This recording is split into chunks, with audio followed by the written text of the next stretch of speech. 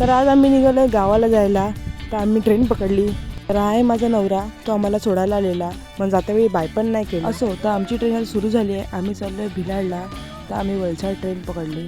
तर जाताना वेळी गोळीला थोडा त्रास पण दिला. ट्रेन पूर्णपणे खाली होती. तर सर्वांना एक एक इंडिव्हिज्युअल सीट पण मिळाली. तर इकडे काका आणि भाच्याची मस्ती चाललेली आणि इकडे आम्ही दोघी सासूजून पण एक एक विंडो सीट पकडून बसले. त्याच्यानंतर आम्ही वानगावचा फेमस वडापाव पण ट्राय केला, खूप मस्त होता. आणि आता आम्ही उतरले भिलाड स्टेशनला. तर खूप ऊन होतं, त्याच्यामुळे सासूबाईंनी टोपी घातली आणि आम्ही चालत चालत पुढे ब्रिजला गेलो. ब्रिजवरती चढलो तर तिकडे खूप सारी फळं पण विकली जात होती. पण फळांचा रेट ऐकला तर 100 रुपये. त्यापेक्षा मुंबईवरनंच फळं घेतली परवडतील.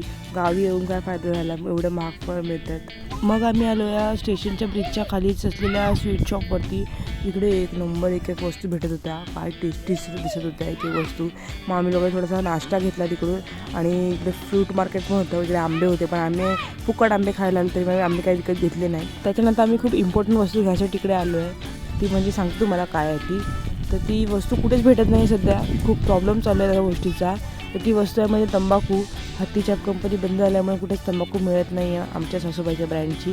तर मग एक जी दुसरी होती ती घेतली आणि रिक्षामध्ये बसलो आम्ही.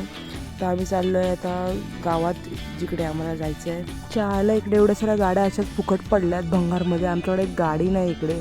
तर आम्ही येऊन पोचलो आहे आता आमच्या गावामध्ये.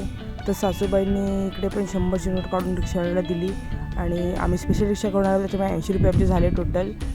तर आता आम्ही चाललो आहे घरी. तर हा आहे रस्ता, इकडनं आम्ही आता जाणार आहे. खूप ऊन होतं, त्याच्यामुळे सासूबाईने परत टोपी घेतली डोक्यावरती आणि आम्ही इकडे खूप असा शॉर्टकट मारून बॉर्डर क्रॉस करून गेलो.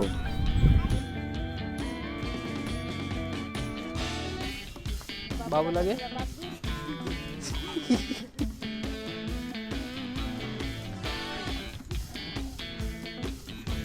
चल आम्ही तुझ्यासाठी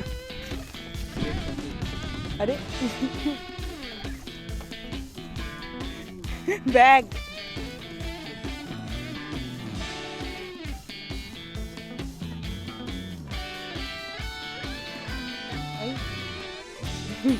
हेच जर आधी खोललं असतं तर आम्ही एवढी मेहनत नाही केली असती निघायला.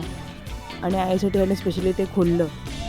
तर आम्ही येऊन पोचलो इकडे घरी. सगळे कामाला गेले, त्यामुळे घरी कोणीच नव्हतं. तर आता भेटूया नेक्स्ट पार्टमध्ये. Thanks for watching. बाय.